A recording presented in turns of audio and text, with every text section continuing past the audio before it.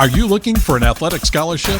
You're in the right place. This is the Recruit Me Athletic Scholarship Podcast, the longest-running podcast on recruiting and athletic scholarships. We're here to help your family navigate the recruiting road all the way to an athletic scholarship. He's a recruiting expert and a dad of 2 college athletes. He has a wealth of experience to share. Here's Recruit Me CEO, Brent Hanks. Welcome to episode 426 of the Athletic Scholarship Podcast. The Athletic Scholarship Podcast is the world's longest-running athletic recruiting education podcast. I'm Brent Hanks, the host of the Athletic Scholarship Podcast and the owner and CEO of Recruit Me, LLC, and I'm thankful that you chose to listen in. Please like or follow the Athletic Scholarship Podcast on your favorite podcast app, or go to the recruit-me.com website to listen to all the past episodes. Episodes that cover myths about recruiting, the 7 steps to an athletic scholarship, official and unofficial visits, what to do each year of high school to get recruited, questions to ask coaches, and interviews with coaches, athletes, and parents. Email me, Brent, at recruit-me.com if you have any questions about recruiting or if you have a topic that I can cover. The last 2 episodes have been about some things I see and hear in athletic recruiting that make me sad. Episode 424 covers 3 things that I see that Recruit Me and the Athletic Scholarship Podcast want to help you fix when high school student athletes don't pursue getting recruited. Episode 425 has 1 thing that bothers me when I see high school students commit to a college, and it affects their right fit choice. One of the Recruit Me goals is to get you to the point where you make the right fit choice for you, the student athlete, and for the student athlete's family. Today I dropped the sadness theme from the last 2 episodes, even though these things that some commits do make me sad. Today I'll cover something that I see and hear that high school student athletes do too often when they make a commitment to a college. Like I said last week, I believe commitments are made many times for the wrong reasons, or by a high school student athlete and their families without understanding what they are getting into. Last week's commitment complication was that many recruits commit too early in their journey. This week I'm going to bring you the subject of high school student athletes committing to a college that is above their level of play. What are the levels of play that I'm referring to? Well, first of all, there are associations that govern different levels and rules of college athletics. Most people know and see the NCAA, the National Collegiate Athletic Association. The NCAA has 3 divisions. The NCAA Division I, which is the highest level of play, and is seen on social media, online, and on TV the most. NCAA tournaments and playoffs dominate headlines. The NCAA Men's and Women's March Madness, which is the basketball championship. The NCAA FBS Bowls and new playoffs for football. The Frozen Four for hockey, and the Road to Omaha for baseball are all well known and watched by big crowds in person and by big audiences online and TV. Most high school student athletes dream of hitting the last-second shot in the Final Four for Kentucky or South Carolina, making the game-saving tackle for Alabama against Ohio State, or getting the final strikeout for LSU or Oklahoma to win the championship. It is easy to dream about playing in front of tens of thousands of fans and playing for an NCAA Division I powerhouse. Social media or ESPN or sports talk shows highlight many high-level Division I prospects and signees. Many club teams advertise and promote all the Division I players that have been in their organization, whether it was for 3 years in the program or 1 weekend. Obviously, there are thousands of Division I level athletes to fill Division I rosters, but there are thousands of high school student athletes and college transfers to fill those spots too. Recruit Me and the Athletic Scholarship Podcast suggests that you start your recruiting process by filling out a parameters worksheet and a college school list worksheet. As an underclassman in high school, you may or may not have a great feel for your parameters that will be important to you in 3 or 4 years, or you may not know very much or about very many non-Division I schools. The worksheets help you to work through those and give you an opportunity to think about and research parameters and to think about and research colleges at all levels. It is good to dream and consider the NCAA Division I level, especially early. You don't know, many times as a freshman or sophomore, what your potential size and skills will be. I'm going to dive into the levels within the Division I level of college sports. I'll start with Division I football. As you may or may not know, there are 2 divisions of football programs, and they play for 2 different championships. There is the FBS division. FBS stands for Football Bowl Subdivision. The FBS level allows a school to provide scholarship aid for a total of 85 players and may grant a full-ride scholarship to all 85. Starting in the 2025-26 school year, the NCAA has moved the FBS to allow 105 scholarships. But they don't have to be full-ride scholarships, taking the FBS football to the equivalency sports category. That means colleges can split scholarships into partial scholarships. Some schools may internally limit the team to a set number of full-ride scholarships or to an amount for the year. Also this year, the 2024 and 25 season will have a 12-team playoff system for the national championship. Most of you know most of the schools in the Power 5 conferences. Well, now the Power 4. The Big 10, the Big 12, the ACC, the SEC, and previously the Pac-10 teams.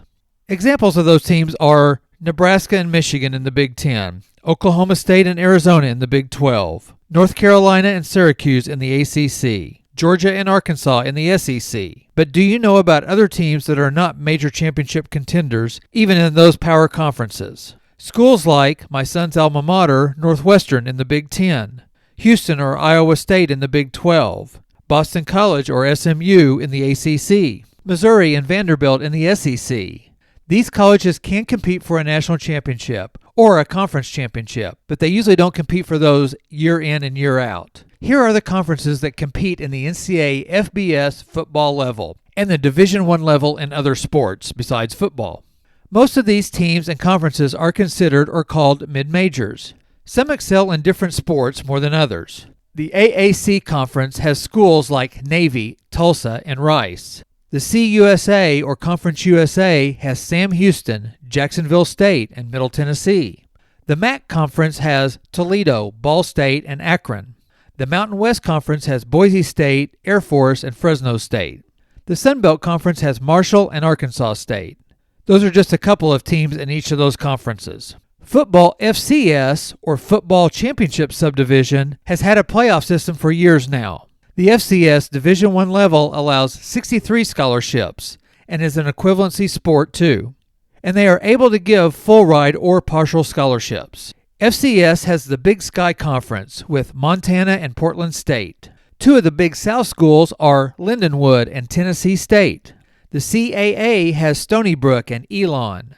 The Ivy League has Yale and Cornell. The MEAC Conference has Howard and Delaware State. The Missouri Valley is a powerhouse in football with North Dakota State and South Dakota, and my alma mater, Missouri State. But Missouri State is switching to the FBS next year. The NEC Conference has Wagner and Stonehill. The Patriot League has Lehigh and Holy Cross. The Pioneer League has Dayton and Morehead State. The SoCon, or Southern Conference, has Wofford and the Citadel. The Southland Conference boasts Lamar and southeastern Louisiana. The SWAC Conference has Alabama State and Alcorn.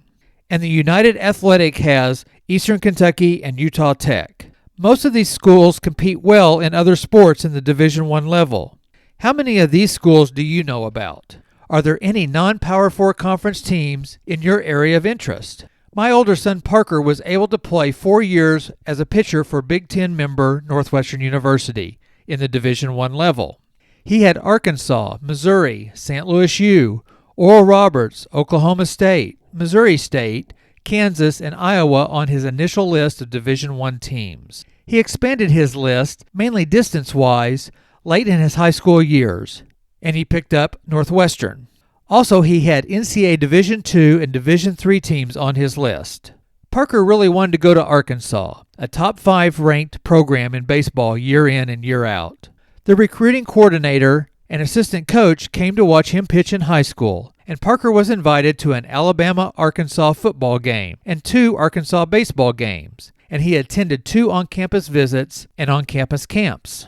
As we researched and watched Arkansas play, him and I concluded that his chances of playing, especially early at Arkansas, was minimal. That was a hard decision, but he crossed Arkansas off his list, figuring they would offer him a walk-on spot.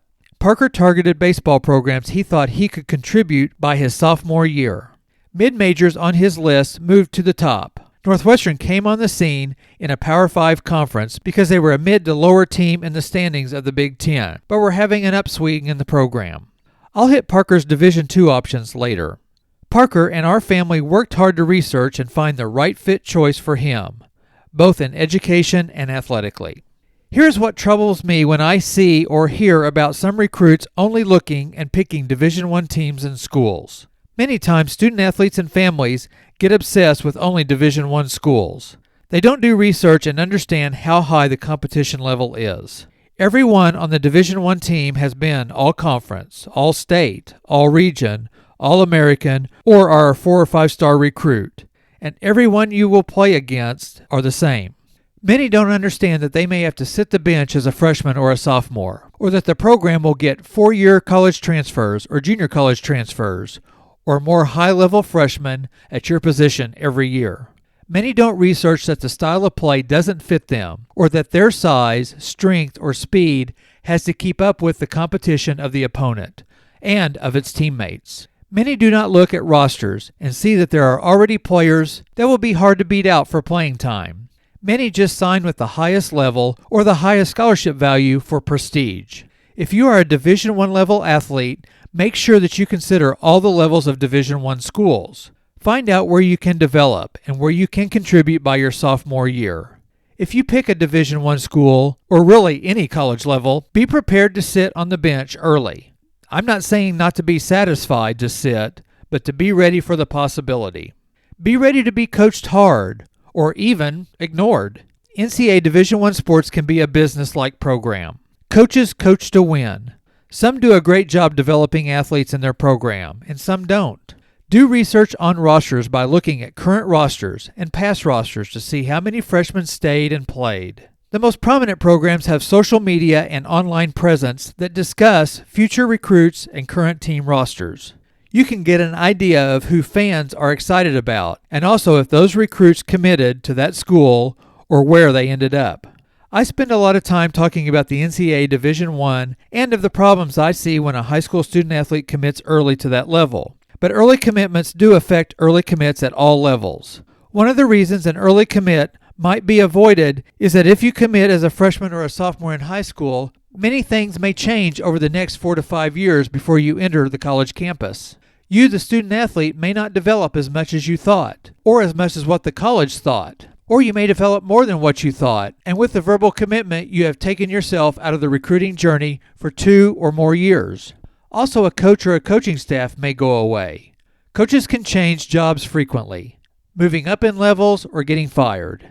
Remember, a verbal commit is not binding to the college or the sports program. A coaching change can and normally does affect most of the recruits that committed to that school. A coaching change doesn't always mean the head coach changes. Assistant coaches, recruiting coordinators, or position coaches change can affect your commitment.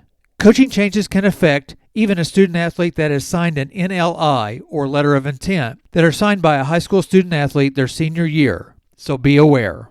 Many times an underclassman doesn't really know their for sure parameters of what they want in a college experience. Parameters can and do change throughout your recruiting journey. A freshman or sophomore in high school doesn't have the experiences yet of what they might want. A student-athlete's interest in an academic field is in its infancy. I don't usually put the academic major in the top 1 or 2 reasons you should go to a college. My reasoning is that some students change their academic interest, and one reason that you go to college is to find your areas of interest. You meet professors, alumni, boosters, and other students that can and will affect your interest. Many future careers just need a well-balanced academic degree. My older son, Parker, started out wanting to go into the medical field and ended up with an economics degree. Plus, for most, their first 1 or 2 years are filled with the general requirements. They don't hit specifically on any degree. Right now, I know of a high school senior that definitely didn't want to go to a college in a, quote, college town, and wanted to go to a college in a big city.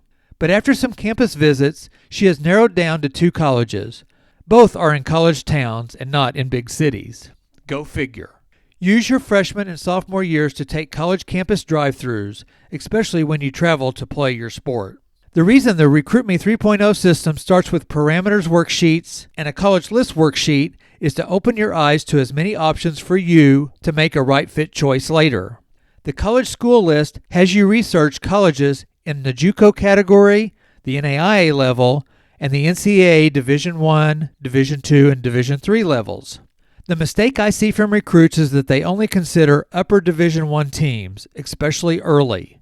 I said that I would talk about Parker's Division II experience. Parker got invited to an official visit at the start of his junior year of high school to an NCAA Division II school. We did not know much about recruiting at that time. He did a campus tour, met with the coaches and professors, and watched a fall baseball game on campus, and was offered a, quote, full ride to play baseball. The full ride was that a baseball scholarship would pay for everything that his academics did not pay for. This was a team that is regularly ranked in the top 20 in the Division II level, so that told Parker that he had a lot of options at the Division II and Division III levels. He did have some schools from each level on his list. Sutton, my younger son, knew that he was not a Division I level player, and not a perennial powerhouse prospect. Sutton's list consisted of a few Division II schools and more NAIA level schools. He is now playing for the NAIA level Columbia College Cougars. Both of the boys had and are having a good college experience, both athletically and academically. I really do feel that our research and knowledge helped with their decisions and success. That is what I am wanting for you. Recruit Me encourages you to dream big, but cast a wide net with a variety of colleges that fit your parameters. Target colleges that you can definitely play for, colleges that will challenge you, and also dream colleges. With all the new transfer rules, you can move up or down in levels now, but I want you to only transfer up for a better experience. If you dominate at the junior college, NAIA, Division III, or Division II level, then you can earn your way up. 2 of Sutton's teammates from last year have moved from the NAIA level to the Division I level. One is a power hitter with 20 home runs and 29 home runs in the last 2 years, and the other was our number 1 Friday night starting pitcher. The home run hitter went to an SEC team that is at the bottom of their Power 5 conference, and the other pitcher transferred to a mid-major conference team. Good luck to both of you two. Thank you for listening, and get started on your journey by getting the Recruit Me 3.0 system for only $39. Check it out on the recruit-me.com website. Join me next Tuesday on the Athletic Scholarship Podcast for another 15 minutes that will change your athletic scholarship future.